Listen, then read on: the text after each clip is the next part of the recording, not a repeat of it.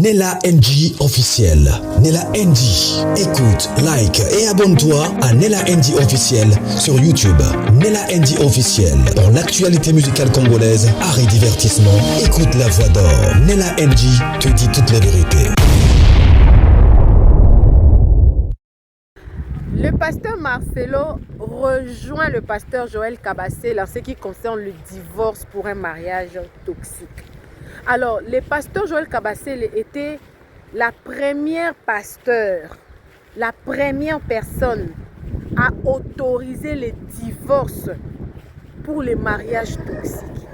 Curieusement, le pasteur Marcelo interdisait toujours aux gens de divorcer en cas de violence conjugale. Il disait tout qu'il faut prier, ne sois pas une personne qui veut séparer des gens et tout. Le pasteur Joël Kabassé, pour elle était d'accord pour qu'un mariage soit dissous à cause de violence. Elle dit, je ne vais pas te conseiller de rester là où ta paix, là où ta vie est menacée, il faut fuir. Alors, le pasteur Joël Kabassé était combattu. Plusieurs pasteurs l'avaient vraiment contredit. Il y avait même des pasteurs qui disaient que nous ne sommes pas là pour séparer ce que Dieu a uni. Vous savez, quand la chanteuse Okechukwu, celle qui a chanté Ekou Aimé, elle était décédée suite au coup de son mari, beaucoup de pasteurs disaient que bon, il y avait des pasteurs, pas des pasteurs congolais, d'autres pasteurs sous autres cieux, des Ivoiriens, des Camerounais qui parlaient que non, Dieu n'est pas d'accord à ce que tu restes là où ta paix est menacée. Mais ils ne disaient pas clairement qu'il faut divorcer. Le problème avec le pasteur, c'est que ils n'aiment pas dire clairement comme ça parce qu'ils ont peur des personnes, des jugements des gens. Ils ont peur que les gens disent que vous voulez séparer des gens. Ils ont peur. Mais le pasteur Joël Kabassé le disait clair et net, que là où ta paix est menacée, il faut partir. Et curieusement, le pasteur Marcelo l'a rejoint. Il a bien expliqué. En tout cas, j'ai fait un effort de vous apporter ces vidéos ici. J'ai pris le vidéo du pasteur Joël Kabassé et le vidéo du pasteur Marcelo Tounas en ce qui concerne cette question-là. Pourquoi le pasteur Marcelo a commencé à prêcher sur cette partie-là? Il s'est dit qu'il y a plusieurs couples qui vivent la même chose, mais que le pasteur, il a parlé de façon générale. Il n'a pas parlé lui. Il a dit plusieurs couples racontent le même problème quand ils viennent chez moi ou chez mes autres collègues. Mais aucune personne, aucun pasteur n'a le courage de dire à la personne de partir. Et vous voyez qu'il y a nos enfants sont en train de mourir ou ils sont menacés ou leur état de santé ne sont plus bien. Le pasteur Marcelo a parlé des hommes ou des femmes de sexe confondu parce que les violences, ce n'est pas seulement les femmes qui sont violentées, mais il y a aussi d'autres femmes qui violentent leur mari, il y a aussi des hommes qui violentent leurs femmes, vice-versa, sexe confondu. Alors, les gens ont crié au scandale que le pasteur Marcelo, il a commencé à séparer des couples. Donc, je ne sais pas notre communauté comment, quand quelqu'un dit, on dit que vous n'avez pas le droit de dire ça. C'est comme si les pasteurs ont d'autres sujets qu'ils peuvent prêcher et d'autres sujets qu'ils ne peuvent pas prêcher. Moi, je pense que là, c'est mon avis, que aussi certaines prédications, ça va dans le sens de la réalité que nous voyons sur le terrain.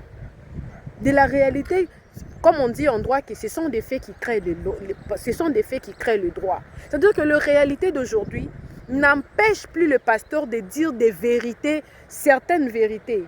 Vous pensez que actuellement là nous vivons une réalité que il y a des femmes qui décèdent juste après les mariages. Vous allez voir, la femme décède. Oh, la femme a fait une crise. Qu'est-ce qui provoque toutes ces crises-là? Les pasteurs aussi commencent à se poser des questions parce que plusieurs femmes, notamment des hommes, entrent dans le mariage toxique. Alors, qu'est-ce que je fais? Je vous ai apporté toutes ces vidéos-là. Je les ai rassemblées en tout cas. Je les ai rassemblées. Je vais vous mixer toutes ces vidéos-là. Peut-être ça peut aussi t'aider. Peut-être ça peut aussi m'aider. Il y a certaines personnes qui vivent des réalités très compliquées, mais qu'ils n'ont pas de bonnes personnes autour pour leur dire exactement ce qu'ils doivent faire. Bien que la décision te revienne, mais il y a toujours une voix qui doit te dire qu'il est temps. Peut-être c'est aussi ta réponse. Ta vie compte plus que tout. Et quant au pasteur Marcelo, je dirais qu'il a usé d'un grand courage. Le pasteur Joël Kabasele, lui, on lui connaît en ce qui concerne le mariage. Il y a même une partie des vidéos que j'ai prises pour vous où le pasteur Joël Kabasele disait que même si ton mari fouille les domiciles conjugaux, il ne faut pas divorcer. Tu dois rester là. Mais en droit, quand un mari ou une femme fait abandon du foyer, après 5 ans, on divorce par défaut. Mais elle avait dit qu'il reste dans le mariage. Mais en ce qui concerne les abus, elle était catégorique, il faut divorcer. Alors, je vais vous laisser sous cette vidéo-là et vous allez m'écrire dans le commentaire, c'est un scandale ou non? Parce que ce sont des pasteurs qui commencent à parler de divorce. Parce que les gens ont crié au scandale. Même les pasteurs commencent à parler de divorce maintenant dans les églises. Pensez-vous qu'ils n'ont pas le droit d'aborder ces sujets-là? On va se retrouver dans le commentaire. Abonnez-vous sur Nella NG officiel, cliquez la cloche de notification, aimez la vidéo, commentez, partagez la vidéo, suivez la vidéo, moi également je suis avec vous. Suivez. Chers Africains, alléluia. Des hommes qui se marient et qui continuent à considérer leur femme comme leur petite fille. J'ai jamais compris ça des hommes. Tu épouses une femme, tu te laves avec elle, vous dormez ensemble, elle te connaît comme Madame Ève. Tu joues avec moi, je vais te gifler. Tu dis ça à qui? À quelqu'un qui te connaît. Je t'ai giflé, je ne suis pas ton ami. Elle n'est pas ton amie. Elle là, elle n'est pas ton amie. Elle là n'est pas ton amie. Tes amis là, avec qui tu ne dors pas, tu ne te laves pas, elles sont tes amis. Elle n'est pas ton amie, mais elle est qui vraiment là? Parce que le niveau que tu as avec ta femme, c'est plus que l'ami. Mais elle n'est pas ton ami. Je t'ai giflé, mais tu ne gifles jamais tes amis. Ton ami, tu le respectes, mais ta femme, tu la gifles, tu la tabasses. Tu l'insultes, tu la tapes. Certains même tabassent leurs femmes, elles sont enceintes. Enceintes. Et maintenant, une soeur pareille, tabassée par son mari pendant qu'elle est enceinte, elle vient, pasteur, je dois m'en aller, il va me tuer. Non, ma soeur, tu restes là. C'est parce que ce n'est pas ta fille. C'est facile à dire, hein. C'est très facile à dire. Et puis maintenant, la soeur est morte. Elle est morte de quoi? Son mari l'a tabassée. Est-ce qu'elle avait vu un pasteur? Oui, elle avait vu le pasteur Marcelo. Le pasteur lui avait dit quoi? Reste là. Non, pas moi. Mais une gifle, reste là. Double, reste là. Mais quand ça devient mortel, des abus comme certains hommes qui ont été empoisonnés par leurs femmes. Ah oui? Il se retrouve à l'hôpital, on fait des examens, empoisonné, c'est sa propre femme qui l'a empoisonné, qui a failli le tuer. Un tel homme, tu vas lui dire quoi? S'il pardonne, ok. Mais s'il veut fuir la mort, qu'il fuit. Si on te persécute dans une ville, tu fuis dans une autre. Oh, moi je vais lui dire, mon frère, rentre encore manger les poissons. Non, moi j'aime être sincère, j'aime pas prêcher l'hypocrisie. Je veux commencer comment lui dire ça. Il a toutes les preuves que sa femme a failli le tuer. C'est un miracle qu'il puisse en sortir. J'ai dit, frère, maintenant c'est ta femme qui t'a empoisonné. Tu fais comment? Ah, pasteur, je la pardonne, c'était le diable. Ok, vas-y, c'est toi-même. Mais s'il me dit, ah, pasteur, je me suis sauvé une fois. Je ne sais pas si la deuxième fois je veux en échapper. Vraiment, j'aimerais plus aller là-bas, elle va me tuer. Et je ne vais pas te forcer d'aller. Hein. En cas de légitime défense, où ta vie est en jeu, ta vie est en jeu, ta vie est en jeu, nous devons avoir cette sagesse-là. Parce que beaucoup de prédicateurs n'ont pas eu ce courage de dire ça. Et pendant que je le dis, hein, les hypocrites des prédicateurs vont commencer à prêcher contre moi. Ils vont prêcher, mais moi j'ose le dire au moins. Parce que nous sommes des fois en train de tuer beaucoup de gens en prêchant des choses sans tenir compte des véritables réalités dans les maisons des gens. Et maintenant, les sœurs sont en train de mourir comme ça. Vous savez, l'une des choses qui m'a amené à être comme ça, vous savez, quand le sida avait commencé là, le sida tuait comme pas possible, il y a une femme Son mari était dans l'adultère, dans l'infidélité, vraiment une impudicité terrible. Et la femme a pardonné l'adultère de son mari, elle est restée. Mais elle ne voulait plus coucher avec son mari. Elle a refusé, dit non, tu ne me touches pas, tu dois faire des examens. Le monsieur refusait de faire des examens alors qu'il menait une mauvaise vie. Et le monsieur refusait de porter le préservatif pendant leur intimité. Elle a décidé, dit, tu ne me touches pas, tu fais des examens. Et si tu veux me toucher, tu utilises le préservatif. Le monsieur ne voulait pas. Et le monsieur est allé accuser la sœur chez le pasteur. Pasteur, regarde ta fidèle, elle ne veut pas que je la touche, elle m'impose le préservatif. Le pasteur invite la sœur. Maman, le corps de la femme est à qui? À l'homme. Le corps de l'homme est à qui? À la femme. Mais quel corps? Et à quel genre d'homme? Mon bisou, verset, hein? N'aime-toi Batou. En français. Prendre les versets sur la tête des gens. Il y a des choses qui ne se disent qu'à Lingala.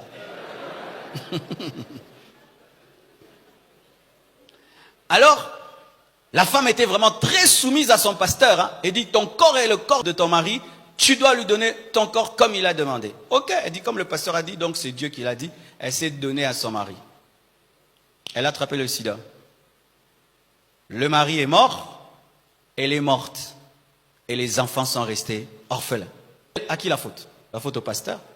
Si c'était moi, j'ai dit, maman, ne lui donne pas. Je vais lui dire ça. Oh, quoi? Je vais dire non. J'ai dit, monsieur, tu vas faire les examens. Tu vas faire les examens d'abord. Oh non, la Bible dit, frère, va faire les examens d'abord. La Bible dit aussi que tu dois aimer ta femme hein, comme toi-même. Va d'abord faire.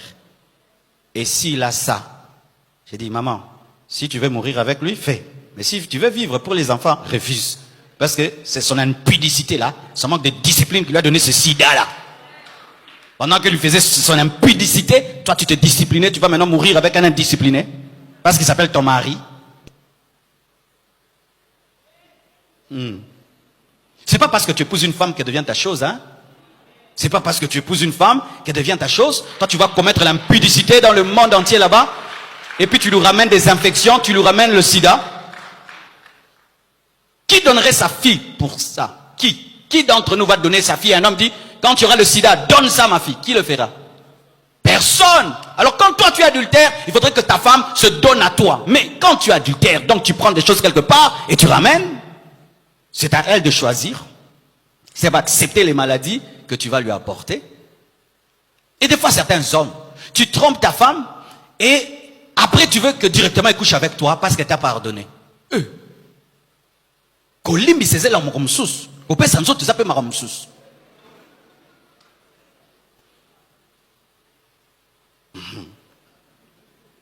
Est-ce que parce que j'ai pardonné à mon travailleur de m'avoir volé que du coup je vais lui donner les clés de la maison? Et parce qu'une femme a pardonné l'adultère de son mari que du coup elle va se donner à lui? Mais pour se donner à quelqu'un, c'est le moral aussi, non?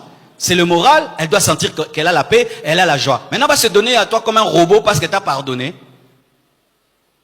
C'est ça. Les hommes. Mais tu m'as pardonné, non? Donc tu n'as pas pardonné.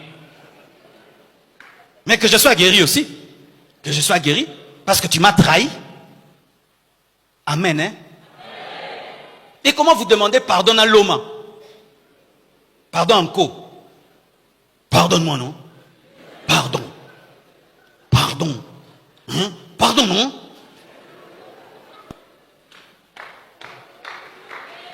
Mais si ta femme te trompe, tu voudras qu'elle te demande pardon en suppliant, en s'agenouillant, en pleurant. Elle n'a pas assez pleuré, pasteur. Elle doit pleurer. C'est ça les hommes. Amen. On ne se marie pas pour mourir.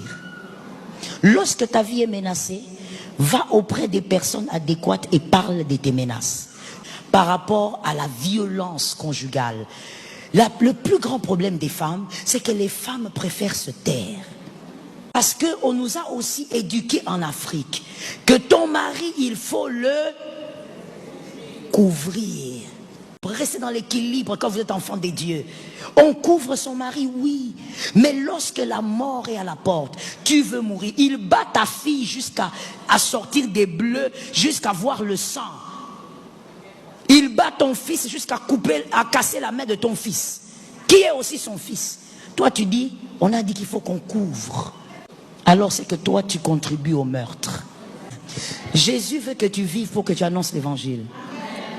Si tu sens qu'il y a la violence conjugale, tu as un pasteur, va parler à ton pasteur. Que la sagesse sorte de sa bouche.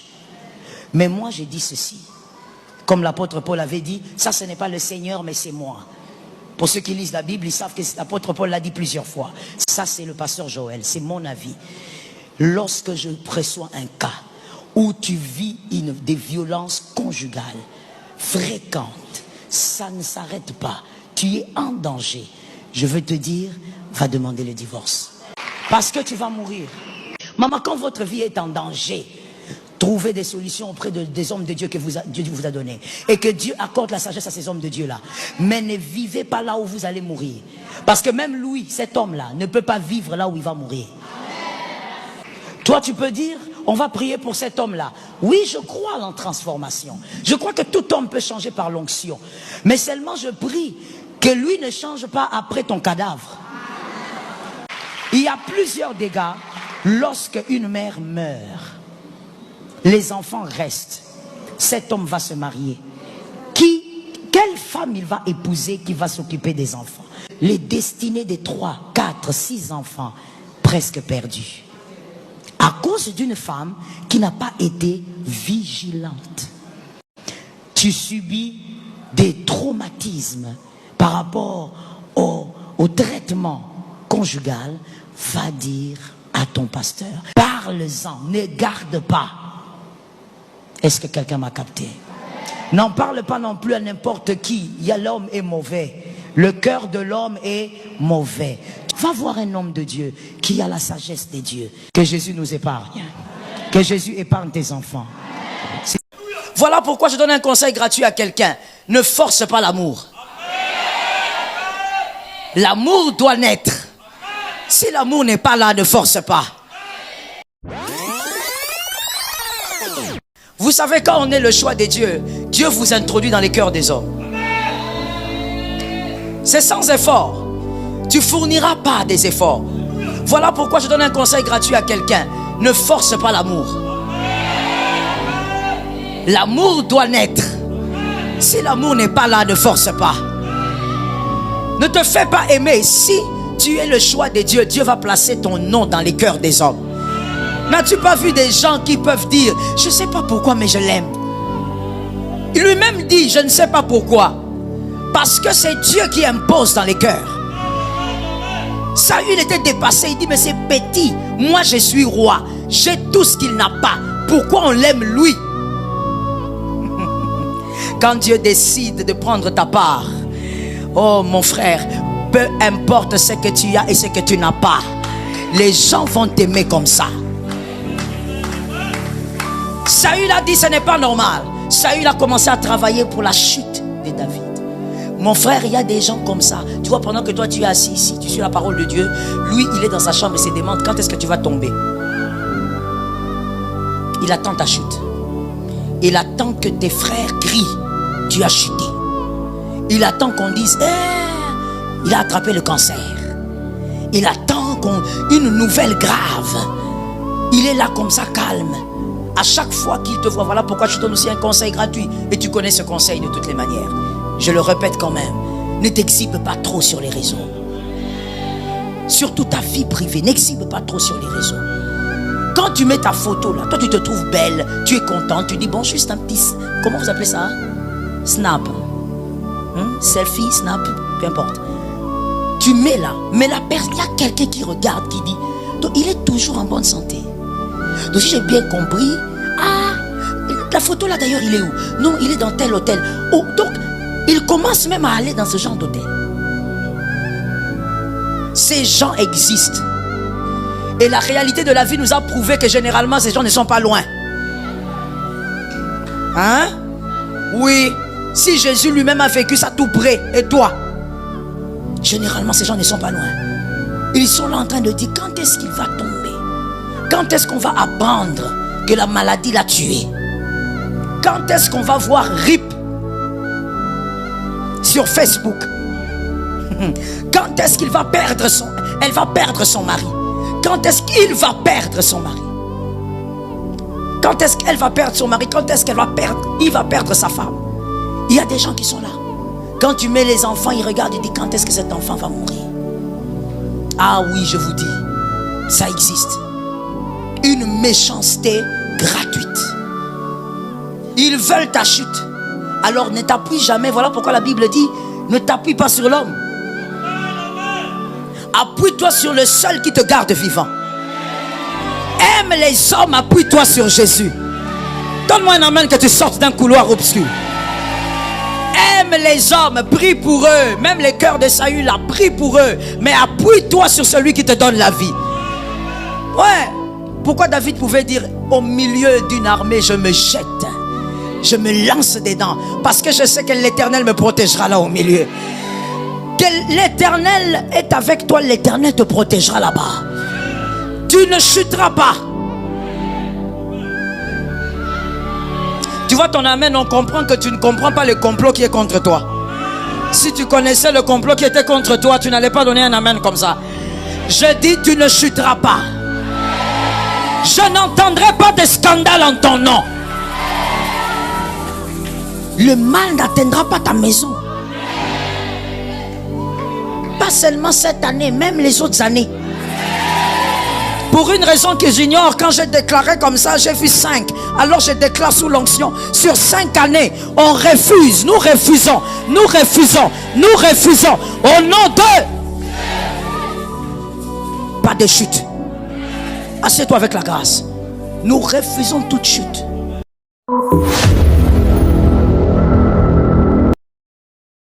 Si vous avez un travail qui commence à détruire votre couple, il faut vous asseoir et vous poser la question si vous devez le continuer. Est-ce que nous pouvons continuer ce travail qui commence à 6 heures et qui finit à 23 heures? Est-ce que je peux accepter que ma femme commence à sortir à 6 heures et rentre à 23 heures tous les jours? Si c'est vrai, ça porte de l'argent, mais c'est en train de détruire notre couple. Je dis non, non, non. Dis à ton patron, tu dois rentrer plus tôt. Et s'il dit non, tu dois chercher un autre travail. Même un homme, tu sors à 0 heure, tu rentres à 0 heure tous les jours, tu trouves ta femme endormie, on ne te voit jamais, il faut que tu changes de boulot. Il faut que tu trouves un autre travail. Et si ton patron est tellement insensible au sens du couple, à la valeur du couple, peut-être c'est un homme qui est utilisé par le diable pour détruire ton couple, va au chômage et crée ta propre entreprise où tu seras le chef de toi-même. Alléluia. Mais oui, parce qu'un travail qui détruit ton foyer, ça devient une malédiction. Ça devient une porte de Satan.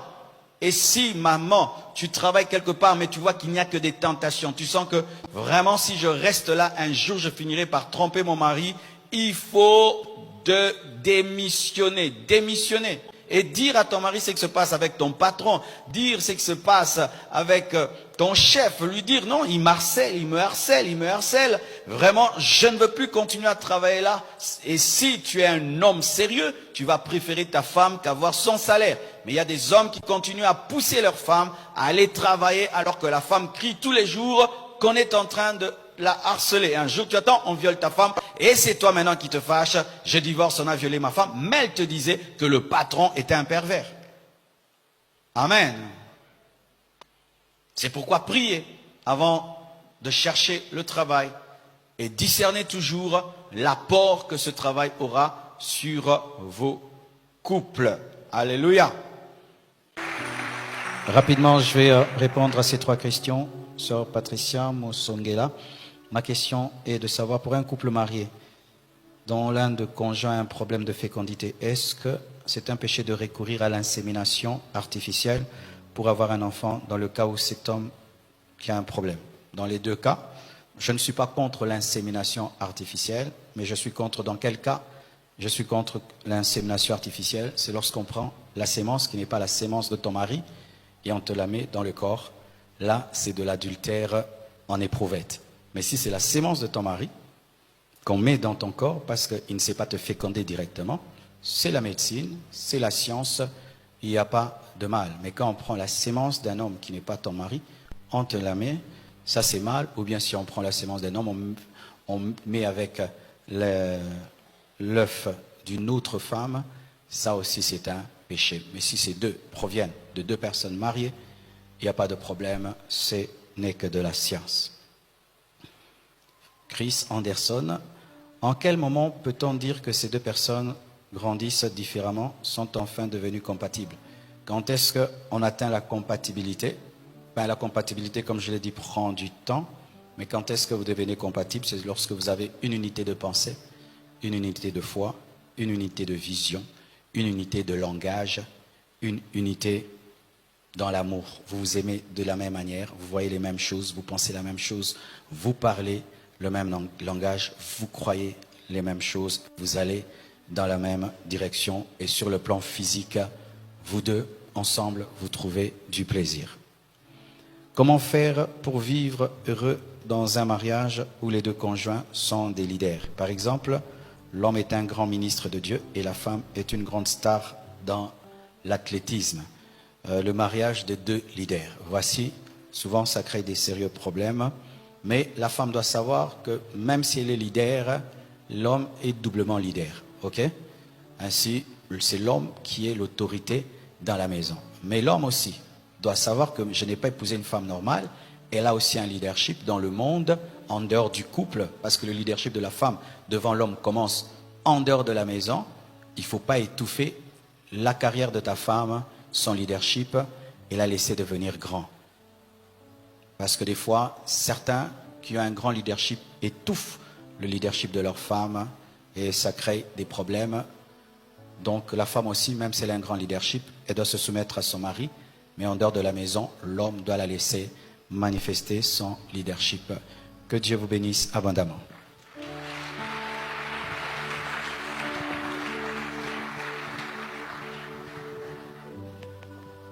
Un mariage trop précoce est souvent source aussi de séparation. Certains se marient précocement dans deux domaines, ou trois. Premièrement, des gens qui ne se connaissent pas assez. Tu ne connais pas assez la femme, tu ne connais pas assez le mari.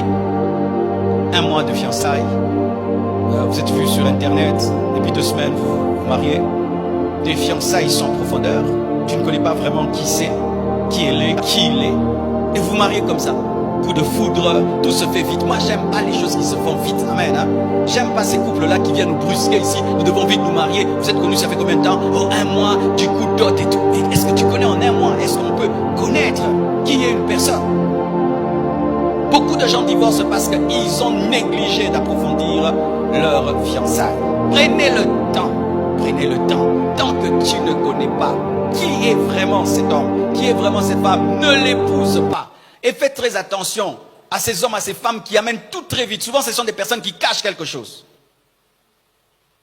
Quand on cache quelque chose, on aime que ça aille très vite. Pourquoi il n'y a pas quelqu'un pour venir réveiller? Attention, il y a ça. Moi, je connais cet homme, je connais cette femme. Souvent, les personnes sérieuses dans les fiançailles aiment prendre du temps. Les personnes moins sérieuses aiment aller très très vite. Aussi, c'est vrai, il ne faut pas des très très longues fiançailles, mais il faut suffisamment du temps. Suffisamment du temps. Suffisamment du temps. 5 mois, déjà tu épouses quelqu'un? Non, moi vraiment pour les fiançailles, minimum 1 année. 1 année, minimum de fiançailles. 1 année. Parce qu'en 1 année, je peux voir comment tu te fâches, je peux voir toutes les facettes de ta vie, je peux me renseigner, je peux envoyer des espions, je peux prier, je peux douter, je peux hésiter, je peux tâtonner, j'ai le temps quand même. Mais 3 mois, 6 mois, et en 6 mois, vous vous rencontrez qu'1 fois par mois, et donc vous êtes rencontrés que 6 fois. Parce que certains disent 6 mois, mais 6 mois, combien de fois vous êtes rencontrés? D'autres, c'est en Europe, vous êtes rencontrés, il a fait 4 mois en Europe, et puis vous voyez seulement 2 fois à Kinshasa, puis vous mariez. Ah, vous jouez avec la vie, hein. Et maintenant, dans le mariage, c'est comme maintenant vous commencez les fiançailles.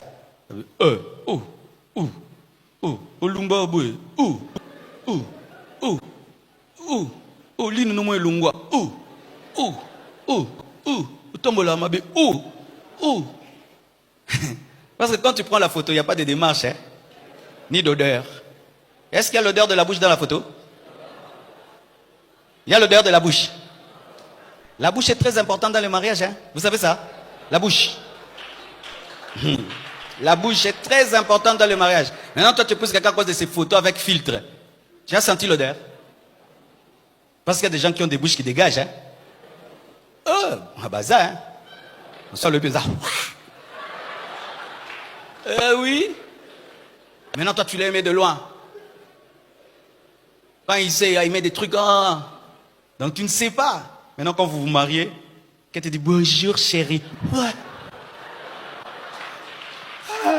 Oh, Seigneur.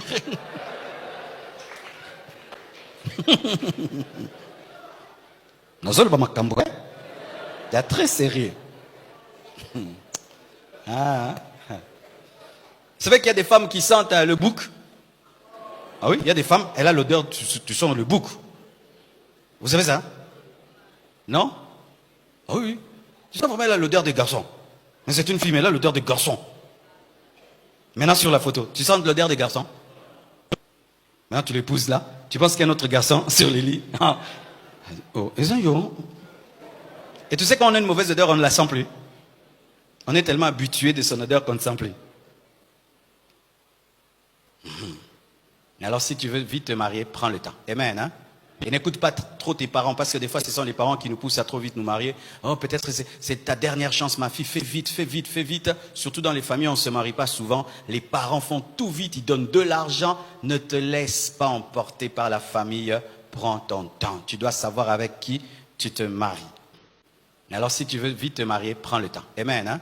Et n'écoute pas trop tes parents, parce que des fois ce sont les parents qui nous poussent à trop vite nous marier. Oh, peut-être c'est ta dernière chance, ma fille, fais vite, fais vite, fais vite. Surtout dans les familles, on ne se marie pas souvent. Les parents font tout vite, ils donnent de l'argent. Ne te laisse pas emporter par la famille, prends ton temps. Tu dois savoir avec qui tu te maries. Mais d'autres se marient très tôt parce qu'ils sont encore jeunes. Même si vous avez fait 2 ans de fiançailles, mais des enfants qui veulent se marier. Dernièrement, je rencontre un jeune. Je dis, pourquoi tu as divorcé? Il dit, pasteur, j'étais un enfant. J'ai fait des choix d'un enfant.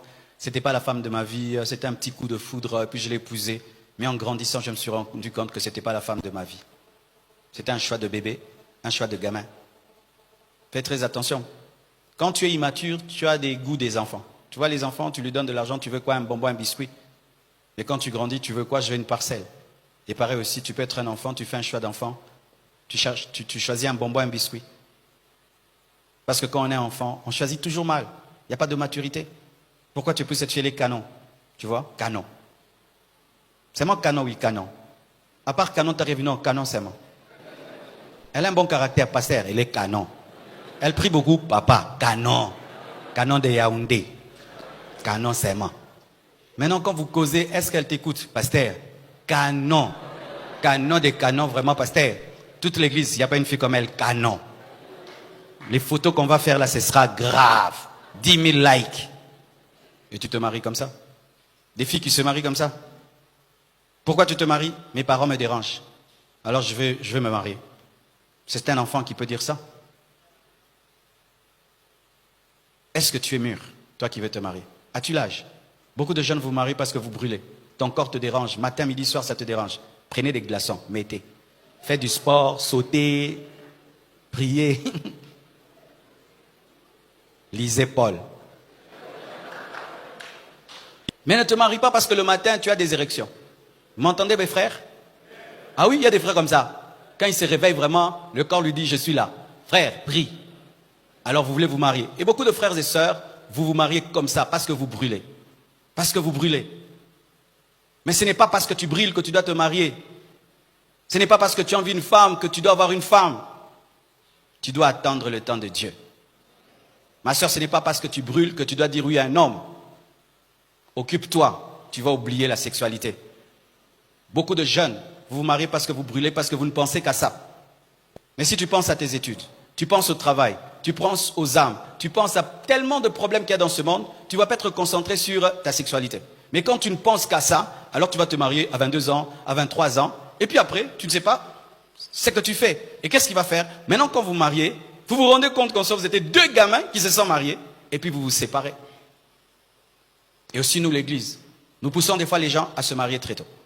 Vous savez, il fut un temps, lorsqu'on nous enseignait sur l'homme et la femme, on nous disait qu'il n'y a pas d'amitié entre un homme et une femme. Vous avez déjà entendu ça, non? Des hypocrisies. Des hypocrisies. Hypocrisie. Alors c'était quoi dans les églises de réveil? Si seulement un frère commence à trop causer avec une sœur, du coup, dites-nous c'est quoi? Oh. Alors si tu dis, c'est mon ami, il n'y a pas d'amitié entre les hommes et les femmes, donc vous êtes des impudiques. Maintenant, pour donner un nom à cette amitié-là, que ce soit pas l'impudicité, vous appelez fiancé. Alors, cette étape où vous devez observer quelqu'un sans engagement n'existe plus. Du coup, les gens s'engagent directement pour le mariage, alors qu'ils doivent s'observer comme des amis. Blanche a été mon amie pendant longtemps. Pendant longtemps. Blanche, elle était mon amie. Les gens venaient me voir et me trouvaient avec Blanche et me disaient, c'est qui? Je dis, c'est mon amie. Oh, c'est qui? C'est mon amie. Ta fiancée, c'est pas ma fiancée. Je me suis jamais fait voir chez elle. Ce n'est pas ma fiancée, c'est mon amie.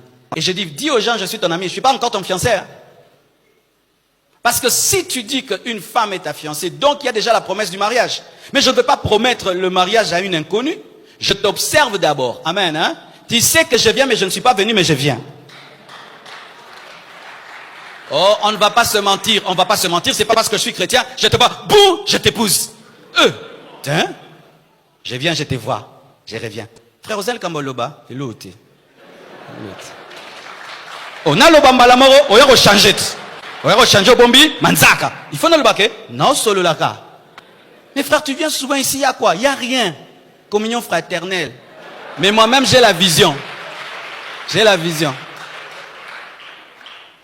Et puis, lorsque je finis de t'observer comme une amie, alors je sens que mon amitié avec toi est réelle, alors je peux passer maintenant à parler mariage. Mais je ne veux pas parler mariage avec quelqu'un qui ne peut pas être mon ami. Maintenant, les gens qui ne croient pas qu'un homme peut fréquenter une femme sans tomber, ce sont eux qui détruisent l'église. C'est-à-dire les faibles qui prêchent la parole. C'est-à-dire lui, s'il cause avec une femme, il doit tomber, il pense que tout le monde tombe. Non, tout le monde n'est pas impudique comme toi. Mokambi, tout le monde n'est pas impudique hein, comme toi.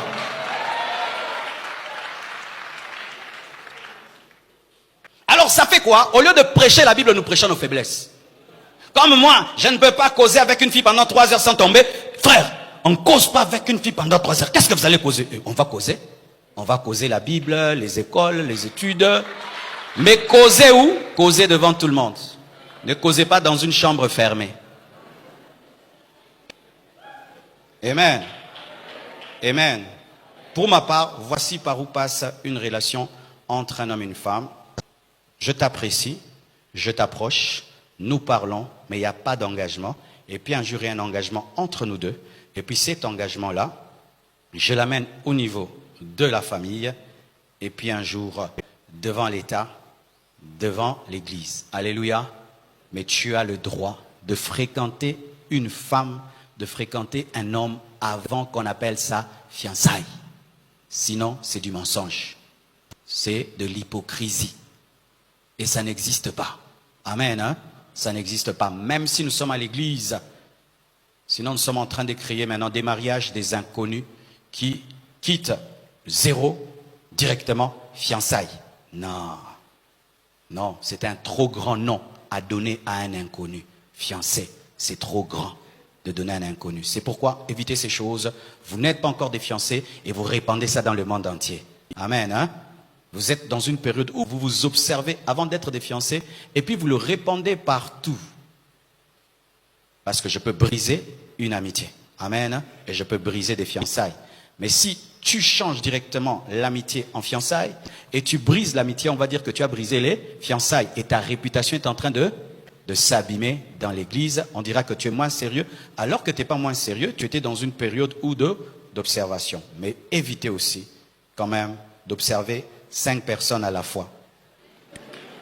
Là aussi, tu n'es pas sérieux. Que Dieu vous bénisse abondamment.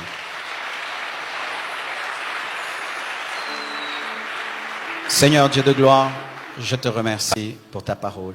Je prie, Père éternel, que tu aides tous ceux qui l'ont reçu et tous ceux qui l'ont entendu. Je demande, Père éternel, mon Dieu, mon roi, que tu puisses donner cette connaissance qui sauve, qui préserve de tout projet de l'ennemi. Je demande, Père éternel, que tu règnes dans les couples, que tu règnes dans les foyers, que tu donnes la paix, que tu donnes ta vie et que ta gloire, Seigneur, se manifeste là où il y a déchirement, là où il y a mésentente, là où il y a manque de paix. Fais-le, Seigneur, par ta puissance, au nom de Jésus-Christ. Amen. Nous acclamons le Seigneur.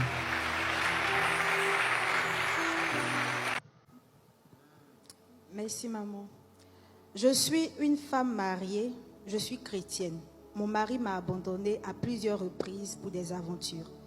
Et cette fois, il est allé s'installer avec une autre femme en me disant que je ne suis plus sa femme. Et cela dure des années. Nous avons des enfants et il est chrétien. Est-ce que je peux divorcer? Bon, d'abord, il y a un problème. Quand vous dites qu'il est chrétien, qu'est-ce que vous voulez dire par la chrétienté? Ok, on va pas entrer dans ces débats-là, sinon ça sera trop long. Alors, je veux simplement dire ceci. Je crois que ça a été répondu de plusieurs manières ici. On a dit que le divorce n'était pas une option et que quand on fait certains choix, voilà pourquoi normalement dans ce genre d'assises, il fallait que ça soit rempli des célibataires. Parce que vous, au moins, vous êtes prévenus. Et on l'a dit et redit, les autres sont en train d'assumer. On ne blague pas avec la vie. On ne blague pas avec le mariage. Vous voyez cette sœur-là, aujourd'hui elle pose la question, mais ma réponse va peut-être vous déranger, mais c'est ça la réponse. C'est-à-dire, on ne peut pas lui dire de divorcer, on ne peut pas lui dire de quitter cet homme, même si cet homme a dit, c'est fini. On ne peut pas lui dire, refais ta vie. On est obligé de lui dire, continue dans la prière, persévère, attends que le Seigneur accomplisse quelque chose. Pourquoi? Parce que c'est un choix qu'elle a fait pour la vie, elle doit assumer. Ce sont des choses qu'on dit avec larmes, mais voilà pourquoi il faut savoir quel choix vous faites avant. J'ai un cas dans mon ministère que j'ai vécu il y a peut-être, il y a maintenant peut-être 15 ans je pense, 15 ans en arrière. Il y a une femme qui, elle est femme de militaire, elle venait dans les réunions des femmes, prier et puis elle partait, on ne causait pas. Mais elle avait un problème au fond d'elle, c'est que son mari était parti et à l'époque, je dis il y a 15 ans de cela, et à l'époque où son mari était parti, ça faisait 12 ans qu'il était parti. C'est pas comme s'il était parti vivre avec une femme à côté, non, mais il était parti un peu comme disparu.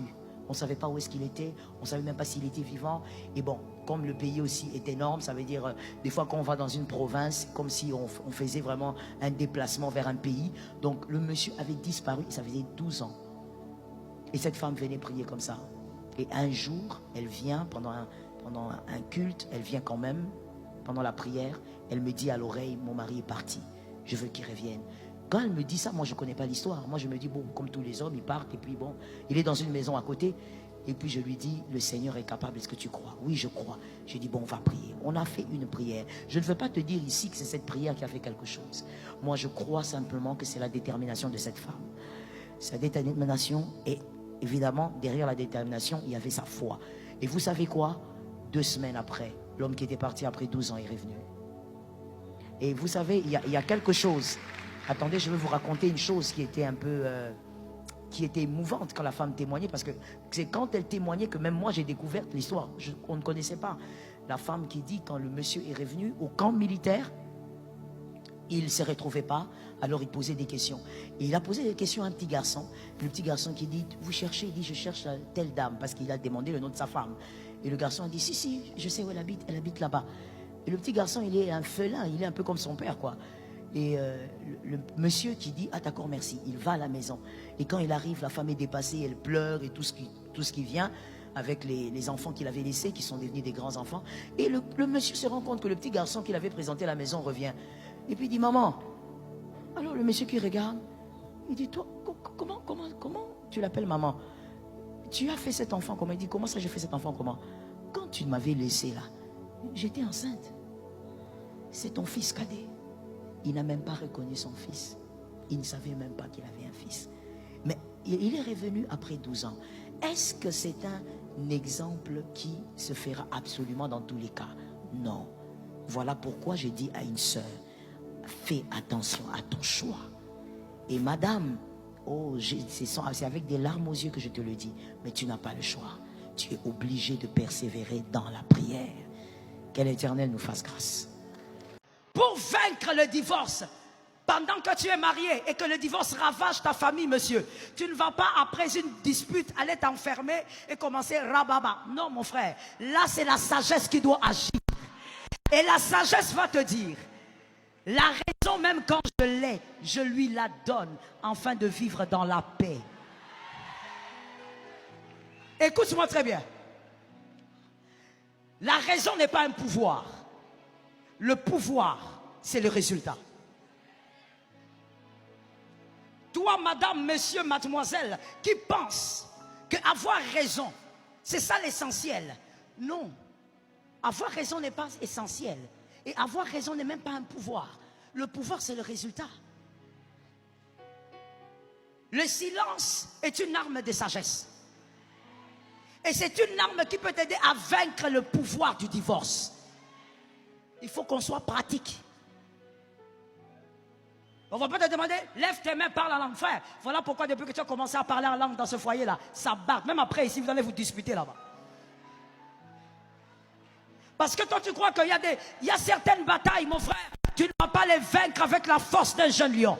Il faut que la sagesse du vieux lion te soit communiquée. Dis à quelqu'un, le silence est l'arme des grands. Des fois, dans le mariage, pour vaincre le pouvoir du divorce, il faut que tu apprennes à te taire.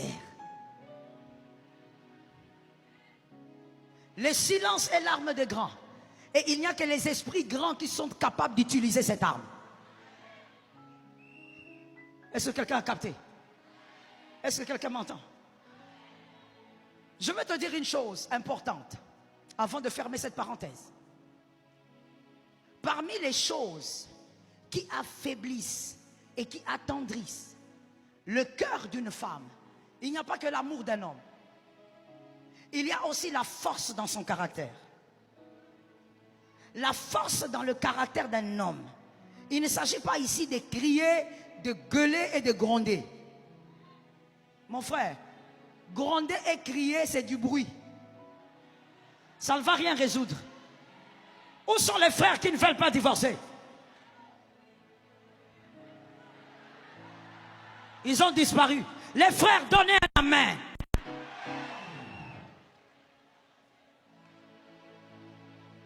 La force dans le caractère d'un homme, je parle masculin, ce n'est pas le fait de crier, de gueuler.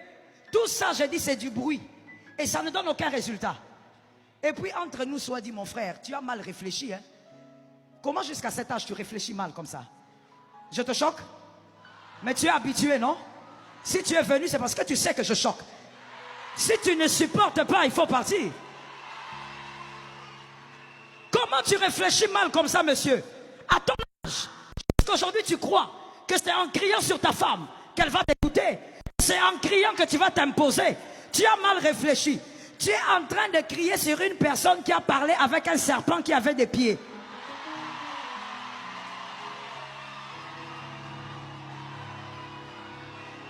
Tu blagues. On dirait que tu ne comprends pas bien la personne qui est à côté de toi là. La femme. Vous savez, quand vous lisez vite la Bible, c'est là que vous direz, oh, la femme a parlé avec le serpent. Est-ce que tu lis la Bible? Lorsque Dieu les a maudits, Dieu a dit au serpent, à partir d'aujourd'hui, frère, tu vas ramper. C'est-à-dire qu'avant, il faisait quoi? La femme est terrible. Je te dis, mon frère, il faut avoir peur de la femme. Hein? Je te dis ça déjà. La femme, elle a discuté dans la paix avec un serpent qui avait des pieds et qui parlait. Tu crois que c'est crier sur elle qui va la changer?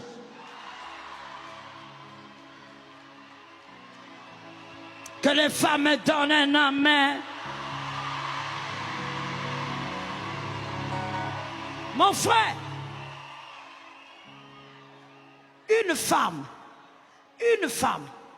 qui n'est pas impressionnée par le caractère de son mari n'est plus une épouse. Elle, écoute, je termine. Elle est une accompagnatrice de la multiplication.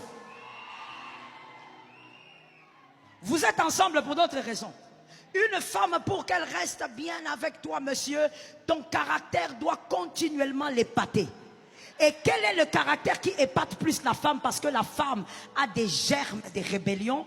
Quel est ce caractère qui épate la femme chez l'homme? L'humilité. Est-ce que quelqu'un m'entend bien? Est-ce que quelqu'un me capte bien?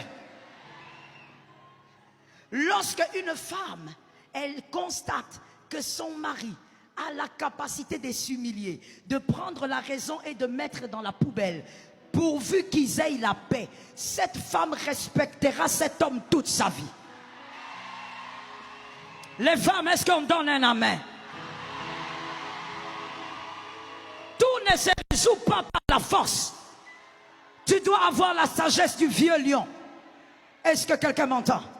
Si nous déclarons sur toi jusqu'à la fin des fatas, en te disant, c'est fini, parce que tu as marché, parce que tu as déclaré, nous t'aurons menti. C'est faux. Toutes les batailles, on n'arrive pas à les vaincre par la prière. Il y a des batailles qu'il faut vaincre par la sagesse. Il y a des batailles qu'il faut vaincre par l'humilité. Il y a des batailles qu'il faut vaincre avec des stratégies de prudence. Que Jésus te donne la victoire.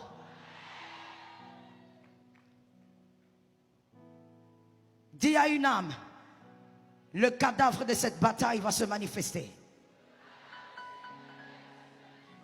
Localise maintenant celui qui a la foi et dis-lui.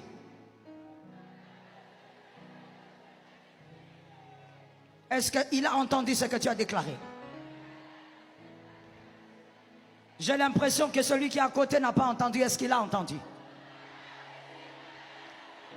Est-ce que pendant que tu parles, tu sens le mouvement des anges? Ça doit se manifester. La Bible dit, après quelque temps, Samson repasse. Après avoir tué le lion, il repasse là où il y avait le cadavre. D'aujourd'hui, les femmes d'aujourd'hui, my goodness, vous réglez vos problèmes sur les réseaux. Ton mari te pique à gauche, tu mets un post. Seul Jésus est le meilleur ami. Mais on sait que tu es marié, non? Quand tu dis ça, tu n'as pas compris qu'on a compris. Tu n'as pas compris que tu étales ta nudité. Je veux parler aux femmes d'aujourd'hui qui pensent être des femmes modernes, excusez-moi de choquer, mais qui en réalité sont des femmes dépourvues de mœurs. Des femmes déshabillées de tout, de bonnes mœurs. Des femmes qui se pensent modernes, intelligentes, mais en réalité des femmes qui font des choses comme si elles avaient reçu une éducation de caniveau. Des femmes qui se disent intellectuelles, mais qui font des choses que nos grands-mères, qui n'avaient pas étudié, ne pouvaient pas faire. Je veux dire quelque chose de manière crue, parce que c'est comme ça et que ça capte quelqu'un. La nudité de ton mari, c'est ta nudité. Ce que je ne comprends pas, c'est que ces mêmes femmes aiment dire 1 plus 1 égale 1, 1 plus 1 égale 1. Mais tu ne sais pas que lorsque tu es en train de poster et que tu dis vraiment les hommes d'aujourd'hui, tu es en train de parler de ton mari et de toi-même. Dis-moi qui tu fréquentes.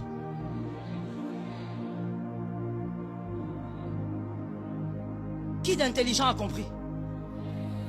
Tu as un problème avec ton mari, vous vous disputez, tu dis,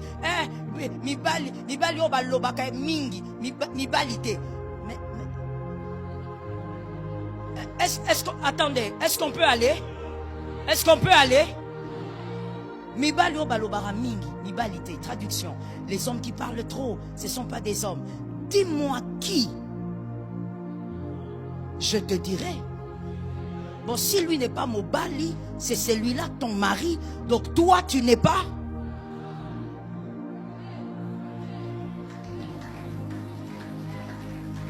C'est quelle génération? Comment vous, enfants de Dieu, vous avez été emprisonnés par ce serpent qui est appelé réseaux sociaux? Comment?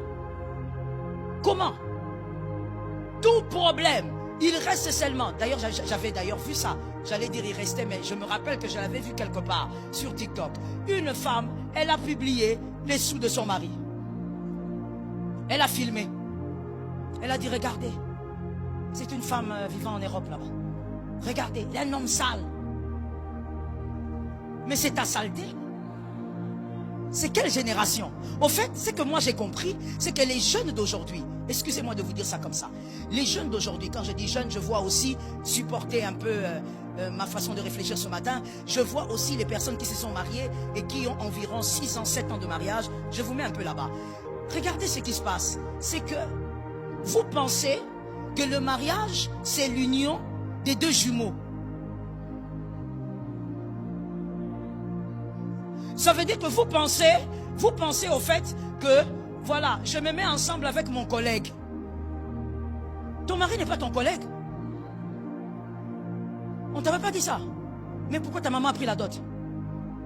faut remettre le pan là. C'est pas ton collègue. C'est pas comme si, voilà,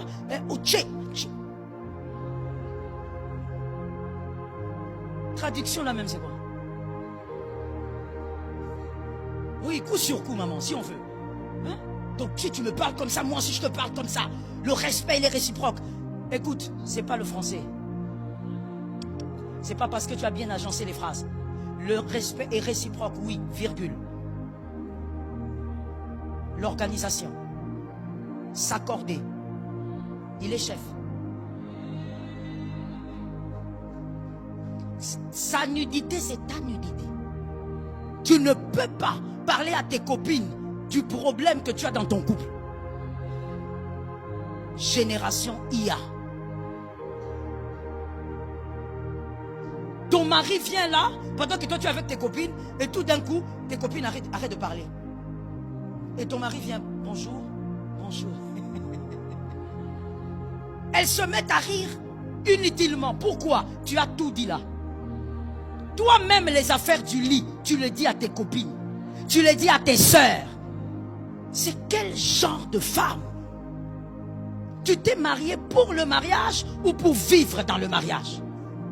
Parce qu'il y a des femmes et des hommes qui se marient pour le mariage. Avoir l'alliance au doigt. Voilà pourquoi moi, je n'ai pas besoin de ça. Mon mariage est tellement solide.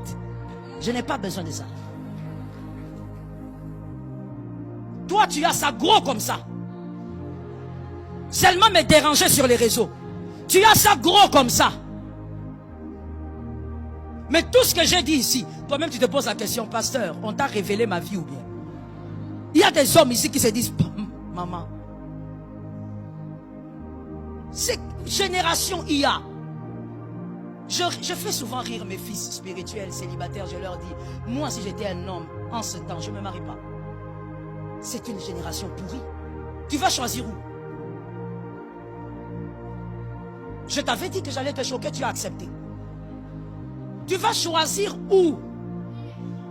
Elles sont toutes sur les réseaux. Même quand tu dors, elles te filment. Le mari de quelqu'un, le mari de quelqu'un, le pain de quelqu'un.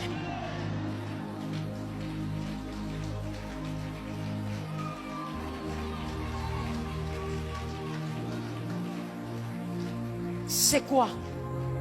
C'est quoi? Et elle poste. Et toi là-bas, tu ne sais pas, tu ronfles comme ton arrière-grand-père. Tu te surprends, on commence à t'appeler de partout. Ah mon frère, on t'a vu. Avec une alliance volumineuse comme ça, or massif, aventurier. Comme si le mariage reposait sur un métal. Mais c'est ça au fait, c'est que les femmes IA d'aujourd'hui aiment. Les femmes IA veulent avoir ça. Pour les copines, pour les amis, pour la posture. Je suis mariée, je suis madame. Tu es madame qui?